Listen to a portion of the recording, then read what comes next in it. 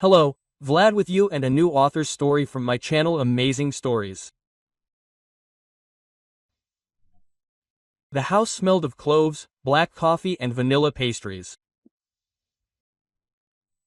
3 generations of the Kira family gathered around the wrought iron dining table. The owner of the mansion, Olga Antonovna, in a wheelchair, her adult sons, daughters-in-law and grandchildren. Everyone was in a slightly elevated and at the same time excited mood, as they expected that the elderly head of the family would finally dispose of the property so that everyone would get it fairly. And, of course, everyone believed that he was entitled to a little more than the rest. But when Olga Antonovna's nurse Valentina entered the dining room, the faces of the heirs lengthened in amazement. She was dressed in a dark evening dress. Her hair was curled and beautifully styled above her high forehead, and on her neck was a platinum necklace with a blue diamond the color of her eyes. The nurse smiled dazzlingly and sat down on the empty chair next to Olga. Nothing in this beautiful 40-year-old woman gave away the former prisoner, as she had come to this house only 6 months ago. Only the tattoo on her shoulder, in the form of a flying fairy girl with wings, gave away her turbulent past. "Mom, what's going on?" The eldest son Yura finally broke the silence. "Why did Valia sit at the same table with us? Isn't her place in the kitchen next to the cook?" Quote. Yes, the man supported her. A big-eyed blonde with curvaceous forms. What could we possibly have in common with this prisoner? Valia lowered her head, but Olga Antonovna put her arm around her shoulders and, turning to her daughter-in-law, said, "You're right, Vikasia. You and my nurse have very little in common." Quote, "You all have a long way to go to catch up with her." What? The daughters-in-law Vika, Ina and Anna cried out almost in unison. Quote, "Mom, why are you insulting us?" And the eldest granddaughter Lena, who recently turned 15, giggled. It seems that Granny decided to clean up the snake pit. Quote, "Lena, watch your language. Apologize right now," Victoria whined. But the girl only smiled even more wickedly and settled more comfortably in the window seat. Quote, "And you, Angelinachka, are right," said Olga Antonovna.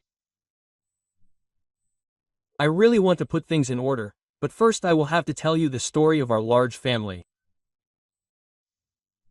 You consider yourselves worthy heirs. So let's figure it out." And the hostess began her story. "I lived a long and very difficult life. I was the eldest child in a large family.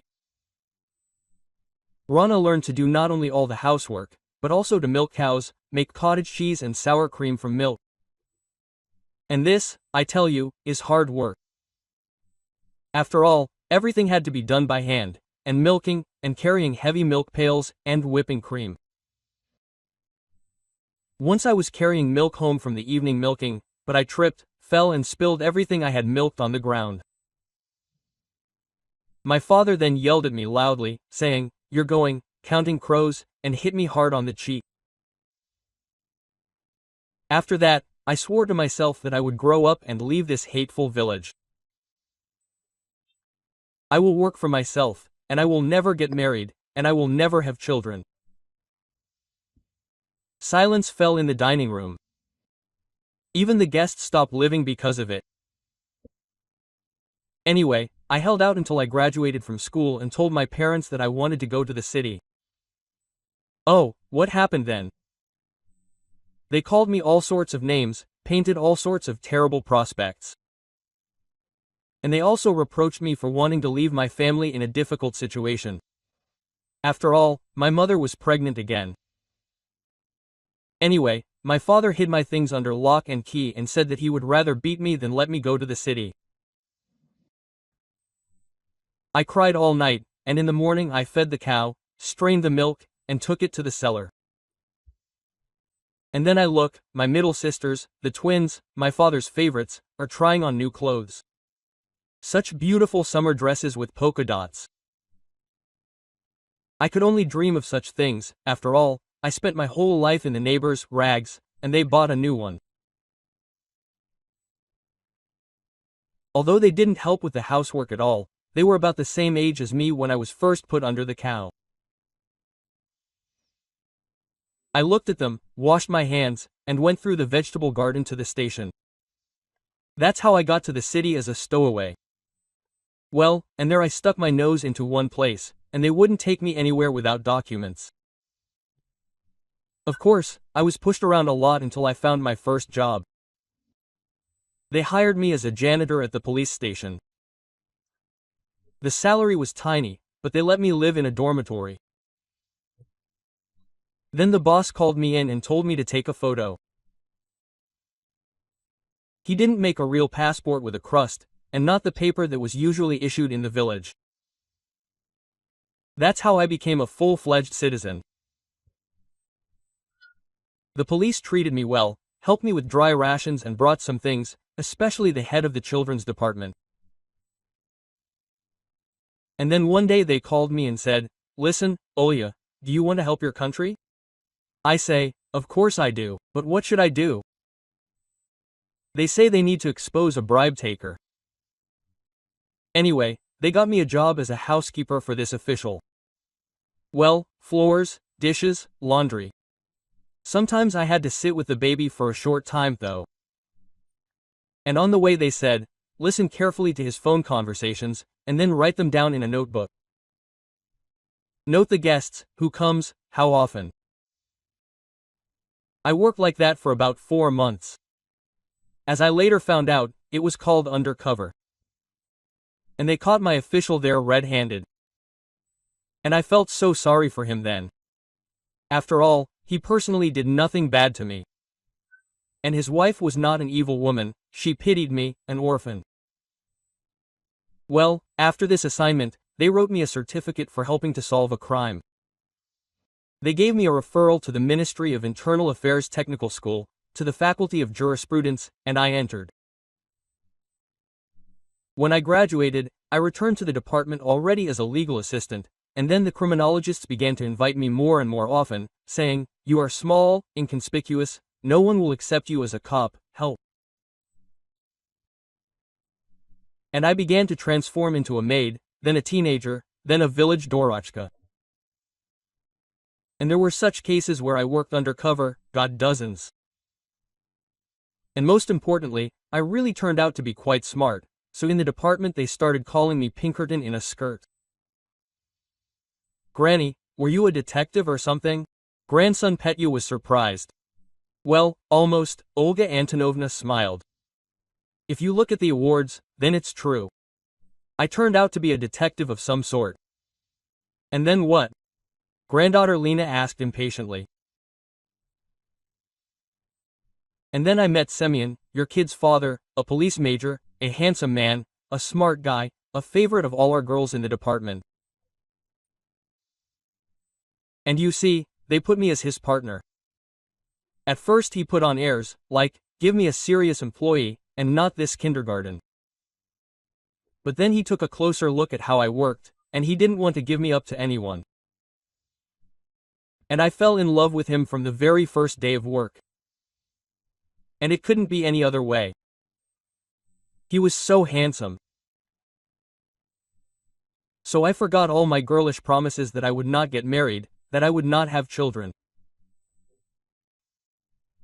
Love is a hard memory." Granny smiled sadly. "I don't understand. What does your mother's story have to do with the appearance of a nurse here? Why did you gather us all?" The younger daughter-in-law Anna shrugged.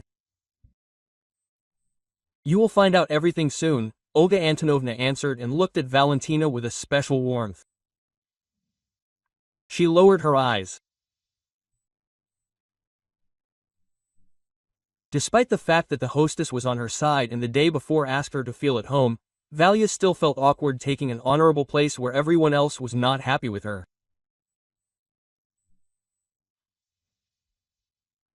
Valentina lived her entire childhood in the village. Her mother died during childbirth. Her father, as far as the girl could remember, drank and was rowdy. She had older brothers and sisters, but they were not the youngest at home. Once, her father got drunk and fell asleep in bed with a lit cigarette, and in the middle of the night a fire started.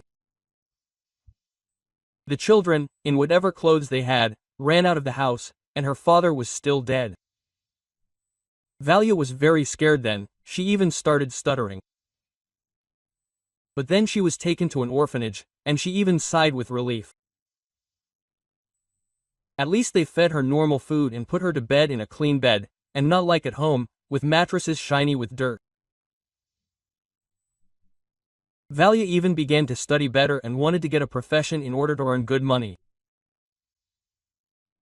After the orphanage, her older brothers and sisters promised not to abandon her, but they themselves flew off in all directions. They didn't even remember. So after the boarding school, the girl ended up in a dormitory of a textile school, where almost all the graduates of the orphanage were sent to study.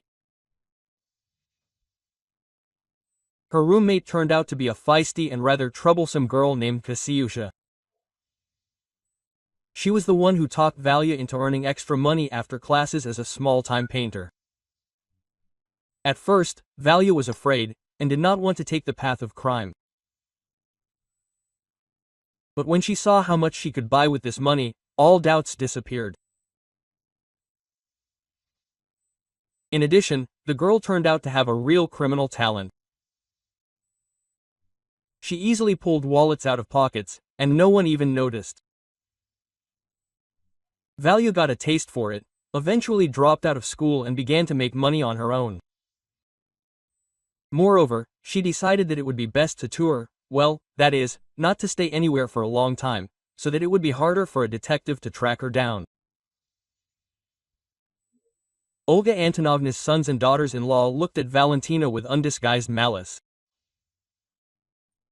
Since their mother became seriously ill, they began counting the days until her imminent death in order to divide all the property. But then they had to count not days, but weeks, then months. Olga did not recover and did not intend to go to the next world either. She continued to manage the affairs of the private law firm, which she created together with her husband, who rose to the rank of colonel and died 2 years ago. She participated in video conferences with colleagues and personally called clients. All 3 sons, at the insistence of their parents, graduated from law school. But only the eldest followed in his parents' footsteps and worked in the family company as a lawyer. The middle Pavel unexpectedly discovered supernatural abilities in himself and began to receive clients at home, dreaming of opening his own astrological center. The youngest Talik showed no interest in anything at all, except for football, which he had been playing since childhood in a well-known sports club. Of course, Vika, Yuri's wife, believed that the firm should go into the hands of her lawyer husband. But the wives of the other 2 Kiraevs also laid claim to equal shares of the company's income. In their opinion, it would be family-related.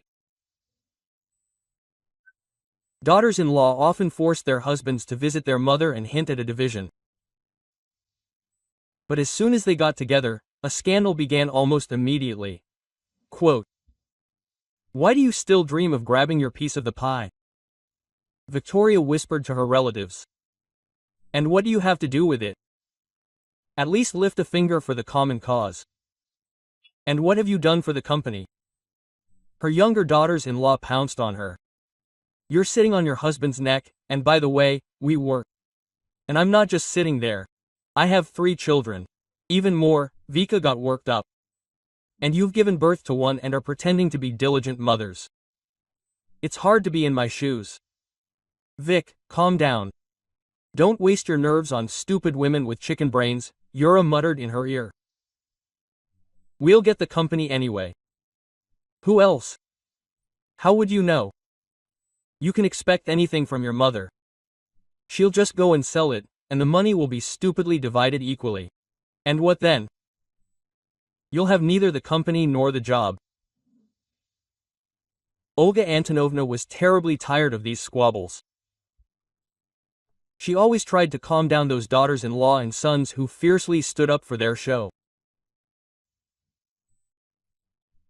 But with each subsequent visit of the greedy relatives, the ugly, tiresome scenes were repeated.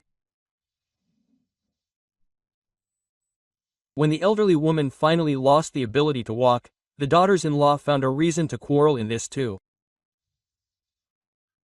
The eldest and middle ones believed that the youngest daughter-in-law should take care of her mother-in-law, but she was indignant. Do you want me to become a nurse at the very start of my career? This will not do. My boss just started offering me a position. The middle one also started yelling.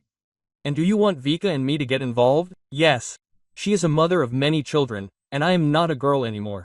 I do not have the strength to take care of the sick.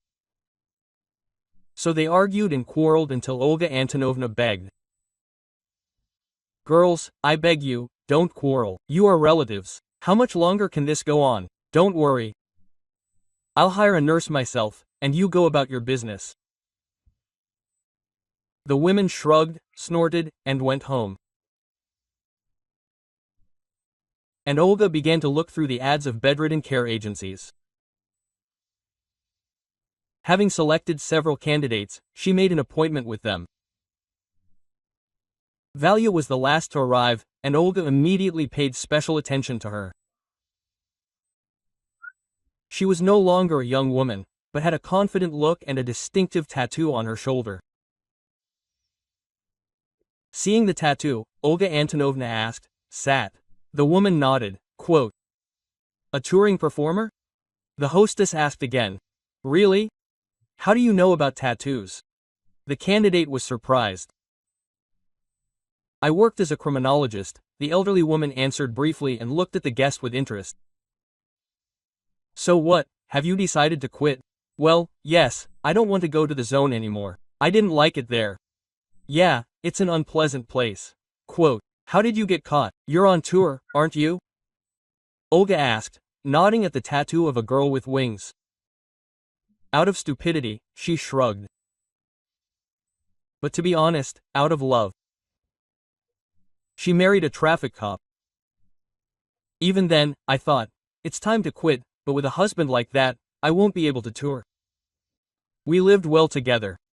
I even looked after his sick mother for a long time. So she practically kissed my hands, saying all the time, "Valechka, I'll sign over the apartment to you, just don't abandon my son." But the blood died in the offspring, and my husband started drinking. I tried to reason with him, but it was all in vain. He sank completely. He lost his job in the authorities, and we began to live in poverty. Well, I got money the old way, and on the second day they arrested me. Yes, it wasn't easy for you, Olga Antonovna shook her head. And why did you decide to go to jail? Do you think you can handle it? Well, I'm telling you, I looked after my mother-in-law. So I have experience, and even gratitude from her. She did sign over the apartment to me. My husband and I dream of having at least one child. But it's not too late. He quit drinking as soon as I was put in jail. He found another job and got me released on parole. That's it. The very next day, Valia went to work. To Olya's surprise, she really turned out to be very agile, strong and neat. On her very first shift, she arranged a bath day for her charge, changed her into clean clothes, remade the bed and tidied up the bedroom. Then she said that Olga needed a wheelchair. It's not good to lie in bed all the time.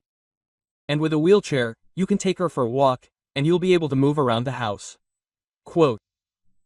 Well, Olga Antonovna said thoughtfully. And my children hadn't even thought of that. She fell ill, but never mind, let her lie close to the ground, as long as she goes to the next world as soon as possible. Quote. But I'm not an old woman yet, I want to live. You will live, Valentina smiled. And Olga noticed that she was missing a few teeth. Valchika, you came up with a great idea with the stroller, but I have a counter-proposal for you. Let's get you some teeth. Your smile is so beautiful. I'd like to fix it a little. Soon Olga Antonovna got a manual wheelchair, which she ordered from an online store. The children winced at the sight of the stroller. Mom, why such an expense? The sons were perplexed. Are you planning on driving around town and begging? You have everything, even a nurse. Why do you need a wheelchair? And the daughters-in-law began to whisper. It looks like our mom is planning to live for 100 years. Look, the restless one has even bought herself some transport. Olga Antonovna said nothing, she just looked at Value with gratitude.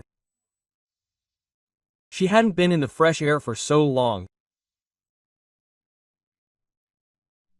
And every morning the nurse took her out into the yard and rode her around, letting her enjoy the morning sounds and the aroma of the earth damp after the night.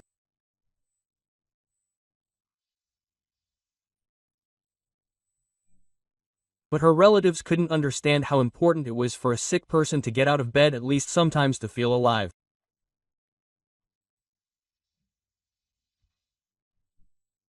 And when Value was combing Olga, she looked closely at her tattoo and gasped almost inaudibly.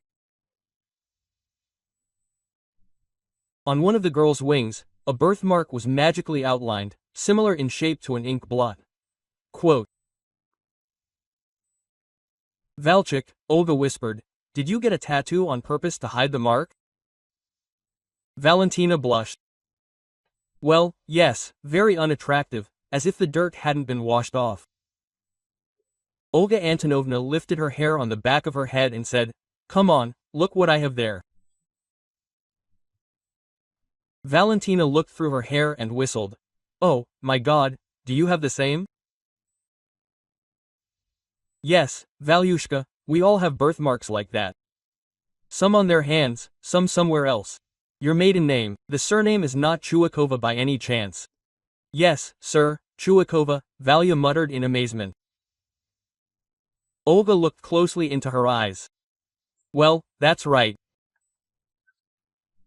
There was something in them that reminded her of her mother's eyes, about whom she only knew that she died from late childbirth, and after that her father became an alcoholic. Quote, and do you remember your mother, Val? She asked. No, Olga Antonovna, she died when she was giving birth to me. It turns out, Valyushenka, you are my youngest sister, so I am not Olga Antonovna to you, just Olya, Kiriva said in a trembling voice. That evening they could not stop talking. Olga told how she lived in her parents' house, how she then ran away and started working in the city. And Valya listened to her older sister's story and cried. Quote, that's what they were like. They only cared about themselves, she said about her brothers and sisters. They promised to help me, but they did. They didn't even promise me, Olga chuckled. They just waited for me to serve everyone, while my mother clutched her stomach and groaned.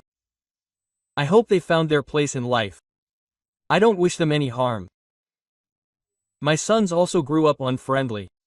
It seemed like they had everything. My husband and I worked hard from morning till night, we didn't spare money for their upbringing. But look at them, they are so different and so worthless. I know everything about their lives. They only pretend to be decent, but in reality they live as they please. Sons run after mistresses, and daughters-in-law cheat on them in return. How can you live like that? But they have children, what will they teach them? When they get together, they always start scandals. I don't know how to bring them to their senses. Maybe I should disinherit them. But wouldn't that be too cruel? Should they have children? And you, set conditions for them not to receive any inheritance until they cope. And what kind of government did they leave without walks in our colony? Well, this is not a colony. But I like your idea. Perhaps I will do so. Let's gather everyone together, and I will finally introduce you as my sister and potential heir. Olya, don't. What kind of heir would I be? I've been listed as a relative for less than a year. Please, I don't need this. But Olga Antonovna had already made her decision. On the appointed day, the relatives gathered in the mansion in the hope that the mistress would read them the preliminary text of the will, as is sometimes done in some families. But for some reason she invited this tongue to the common table. She herself began to tell her biography. The guests, and especially the daughters-in-law, were not a year old. Quote, "So, my dears," said Olga Antonovna, looking at everyone. "In addition to the fact that Valia has done much more for me than all of you put together, she is also my sister. She was born when I was already 25, and at that time I worked in the police." A stifled sigh swept through the dining room. The eldest daughter-in-law could not contain her emotions. Just think. Our highly respected mother, an employee of the Ministry of Internal Affairs, turns out to have family ties with criminal elements. "Yes, this is at least surprising," her husband muttered. "And what, are you going to include Aunt Valia in the will?" "And did I say anything about a will? I feel pretty well." And thanks to Valyusha's efforts, Olya gave her hand to her new sister, and Tagla helped her stand up. "I've gotten back on my feet, so I can easily run the family company for a few more years.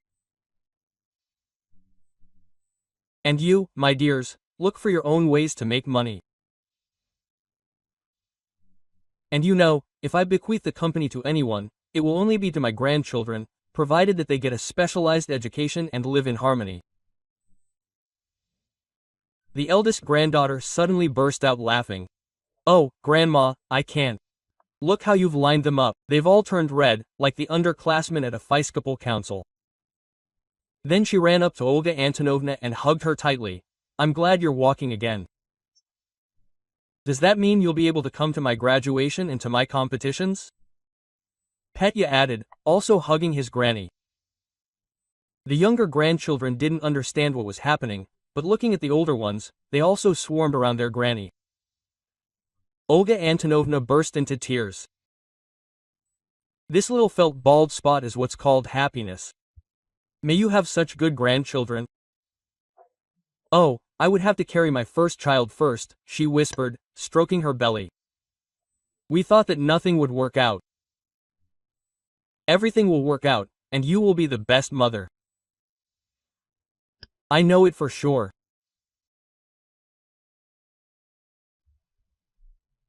If you like the story, please support me by pressing the thumbs up button. One simple action, but it is very important to me. All the best to you.